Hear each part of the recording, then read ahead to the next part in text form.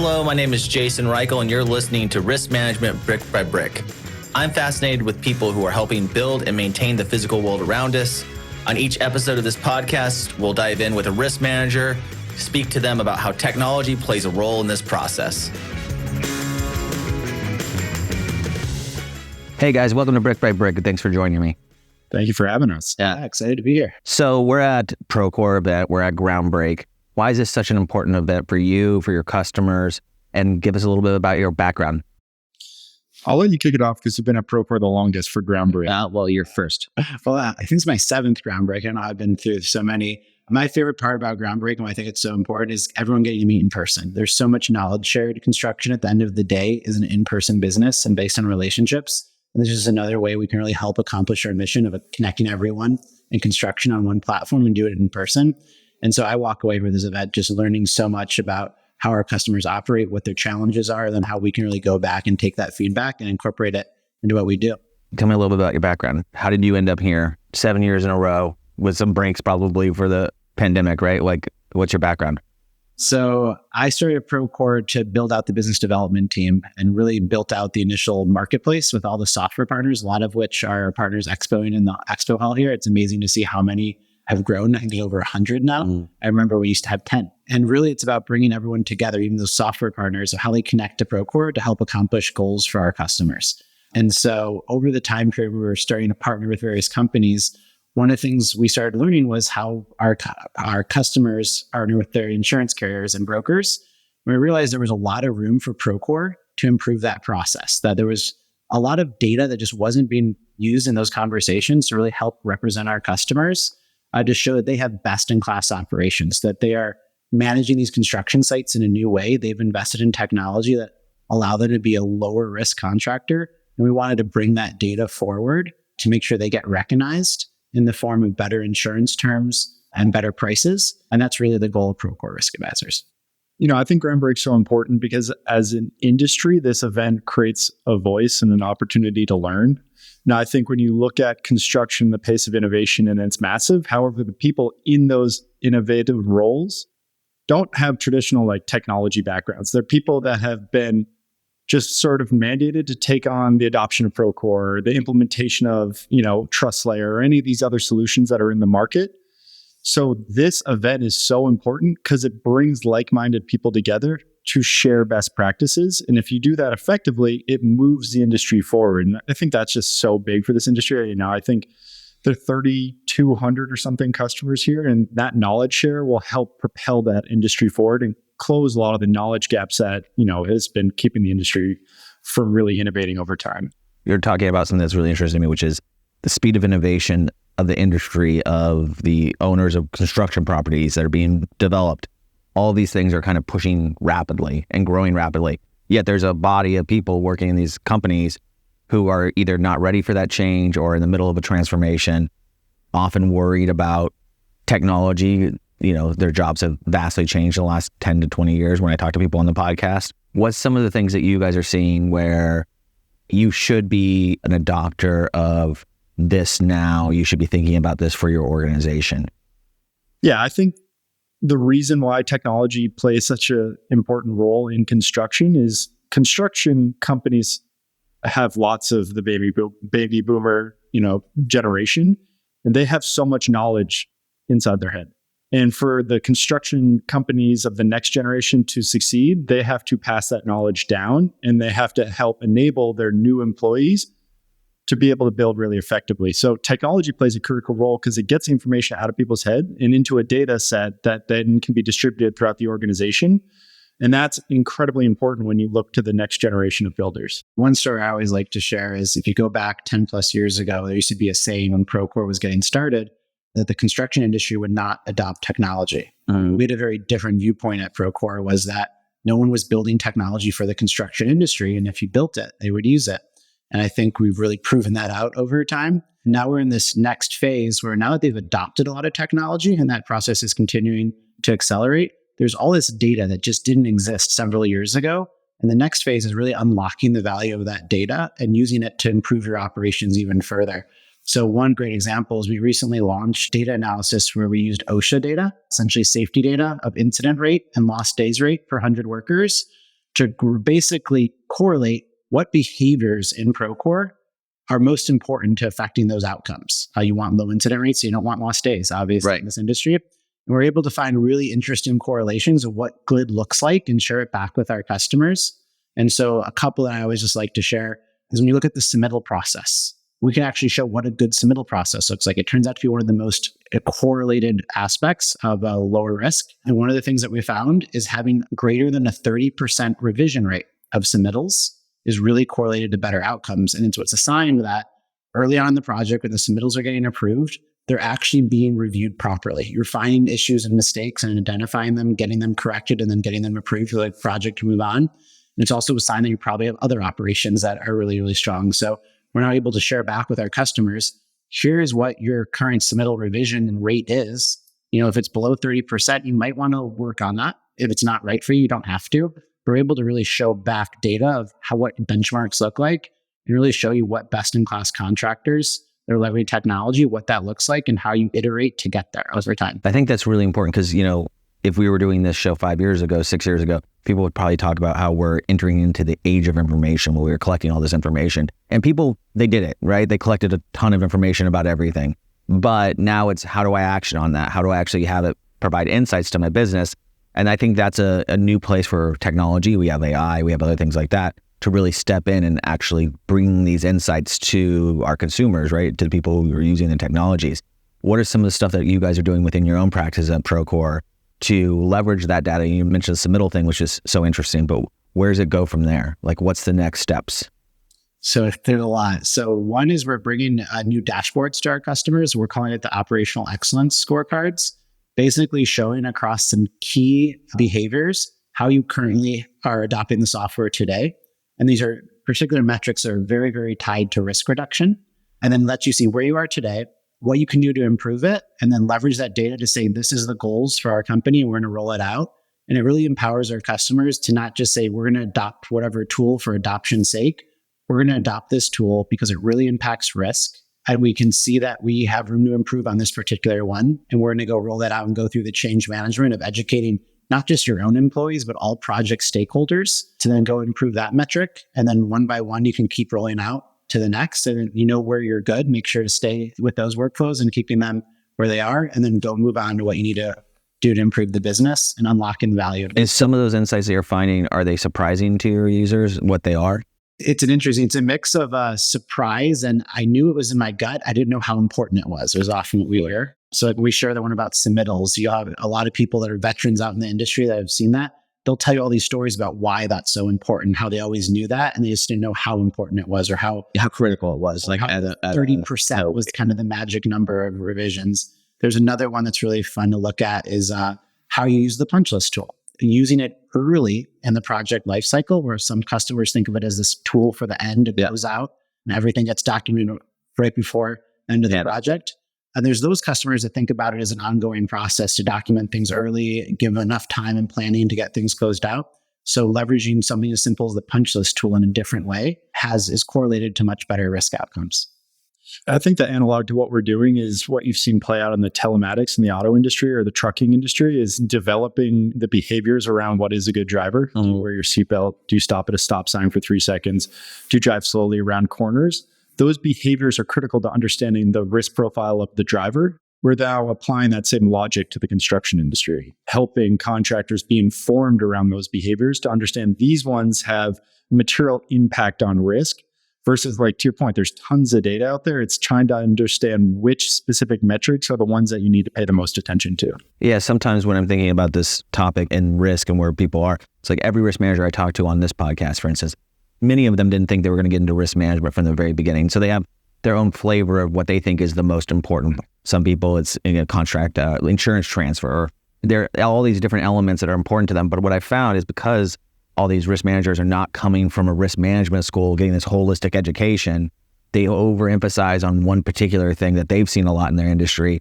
And I feel like technology is bringing that breadth of, hey, this is all of this, and this is how you actually improve your risk practice. It's not just one thing or two things, it's operations, right? It's operations of that risk. So I think that's really interesting for individuals because it's something I've noticed where a lot of their frameworks are not like, in sales, you have methodologies for sales, or you have XYZ for sales. It feels like we're emerging into risk management, having some methodologies, some different ways of actually approaching the work kind of holistically. And that's exciting.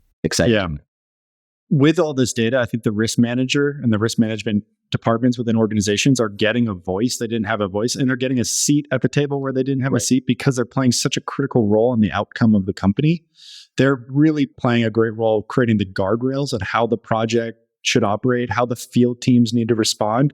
And that's super important. And I see technology just further enabling the risk management. To your point, there's tons of risk on a job site, right? There's operational risk, there's contract risk, and you can only spend so much time, on each of them.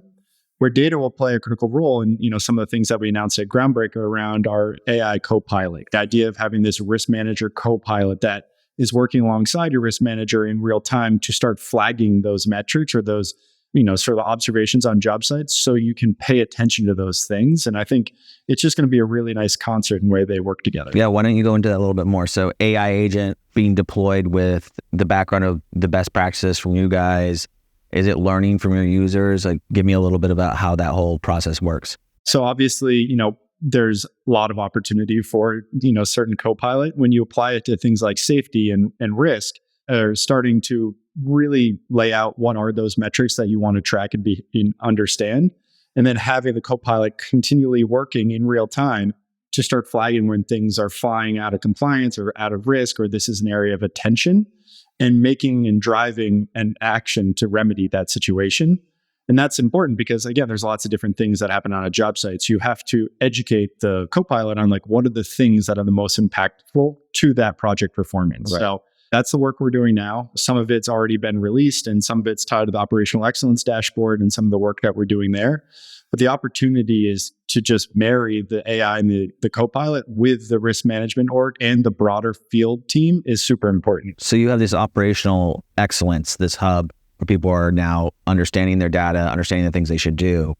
Is this a topic that interests the executives, the C-suite? Are they interested in actually this information? Or does it feel like admin operations stuff for nerds? Well, you don't start with the nerdy admin stuff. You go, doing these things really well will protect your business. So you'll have it to hand through the generations. And it also unlock potential savings for you, either in insurance or financing or other partners that you work with. And that obviously matters a lot to the C-suite. They want to understand how to drive a really profitable business and control the risk of losing the business. So if you anchor on sort of those two things, that's a massive opportunity and you get the C-suite's attention. They don't want to know how it's all done necessarily, but they want to understand what the impact of the business is.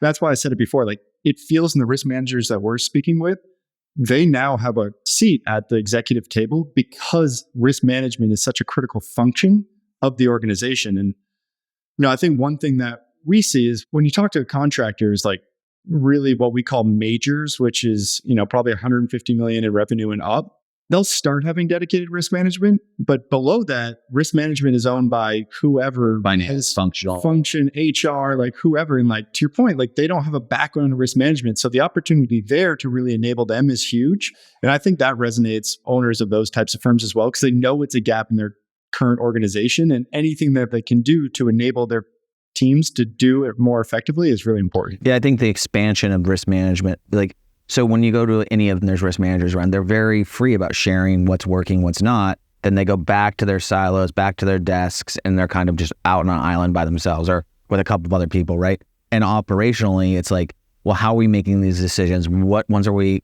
I talked to a lot of risk managers that say their perception by their team has really changed over the last 2 years, 3 years. From you're the person who tells me, no, I can't do this, I can't do that, to actually having a seat and being a valid person who's helping make the projects go better. That education has to go wide across the entire industry. As we know, a lot of risk managers are aging out and there's not a whole bunch of people filling in right now. That's a big problem in this industry from a resource perspective. So it's interesting to see how technology can leverage that, bring community, bring a body of knowledge, right? And then also really impact so everybody has a better outcome. Because I think if all construction organizations had a better outcome, that would be better for the entire industry, right? Especially around things like safety and risk and other things like that. What's next? What do you predict the future of technology looks like for not just Procore, but for risk management? What are you guys interested in? What are you leaning in on right now? I mean, I think the risk management Copilot stuff is going to be super compelling again, because so many contractors don't have dedicated departments for this stuff. And it matters, right? People's lives are at risk. The companies are at risk. Like, you need structure and sophistication around risk management. So I'm really excited about that.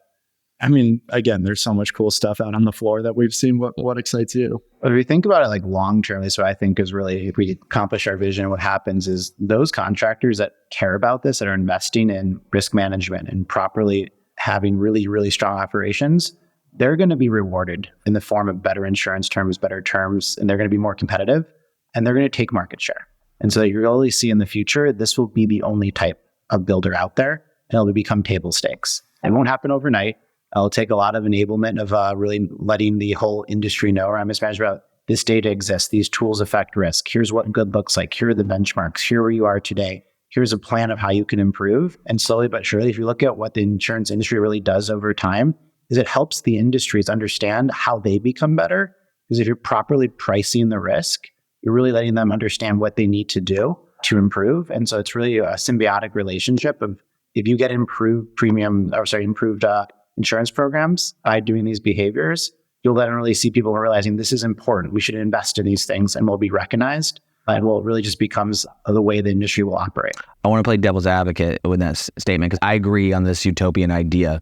But, I'm the CRO of TrustLayer. We have a software that's about risk transfer, and it's a critical part of the element. It's sort of what I always say is like checking and making sure that someone's read your contract and that you are good to go and work on that project.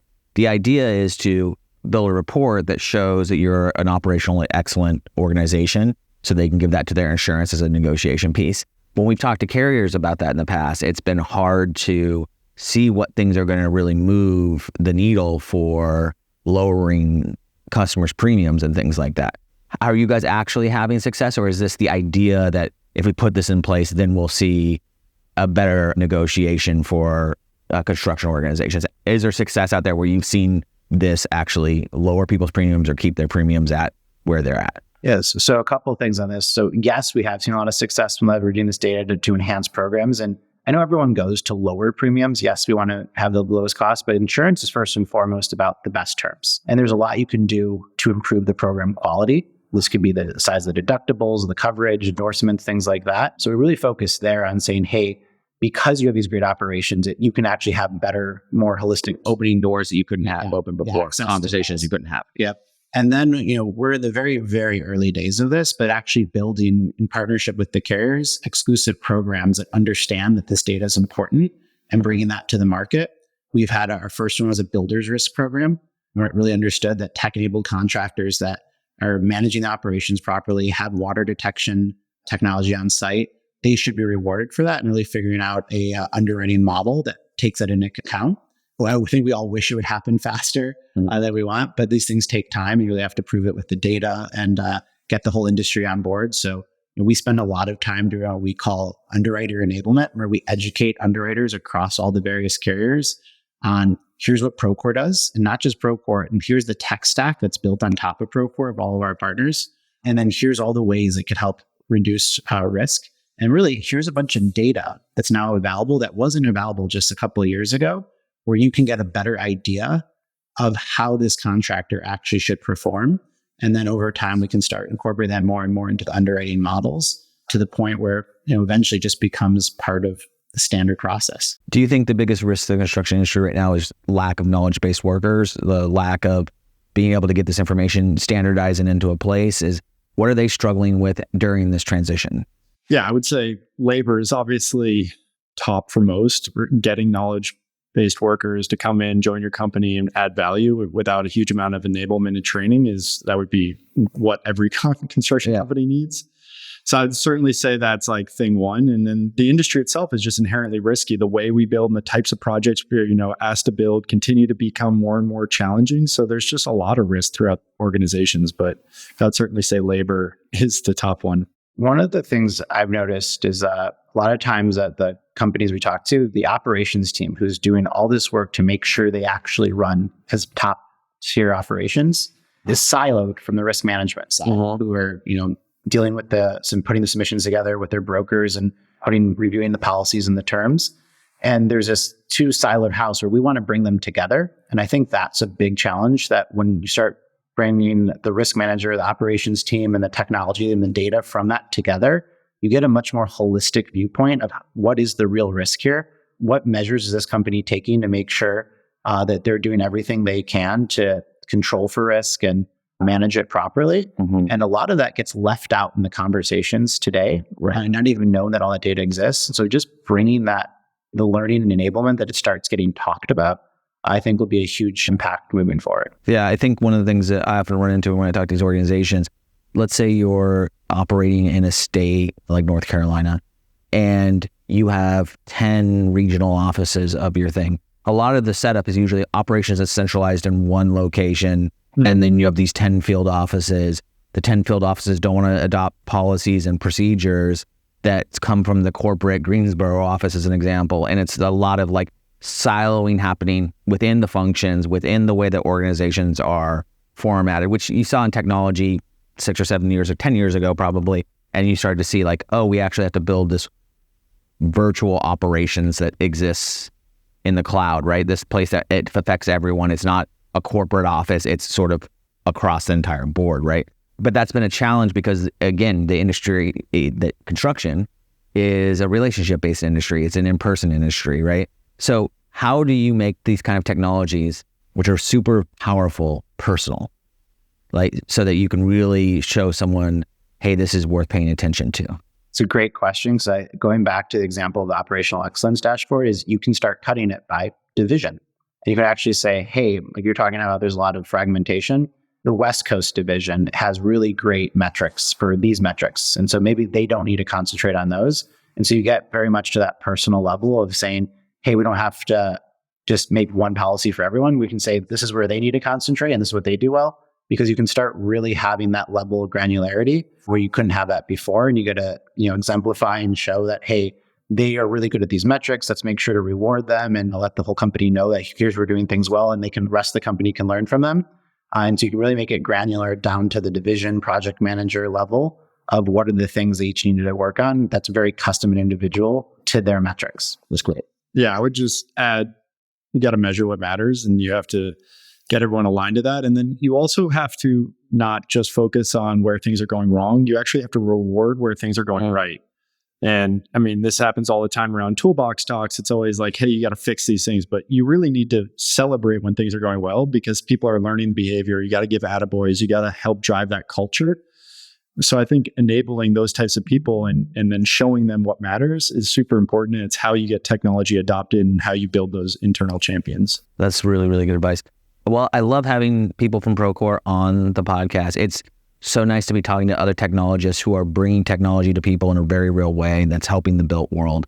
Is there anything else that you guys want to plug or talk about before we end the episode? Yeah, I mean, you sort of talked about it earlier how do you actually help the underwriting community from the insurance carriers understand this risk and understand the technology adoption? Like going back 4 years ago, I've started talking to some insurance carriers. Like lots of people don't even know what Procore is, let alone maybe TrustLayer or like some of these other organizations. So there's just a massive opportunity to educate the insurance carrier community on how these technologies impact risk, how the data, and then like what they do. They're hungry to learn. They want to understand. Like the smart and talented underwriters are going above and beyond when they try to understand risk. They're going to job profiles and looking for types of people those contractors are hiring. So they're getting more sophisticated.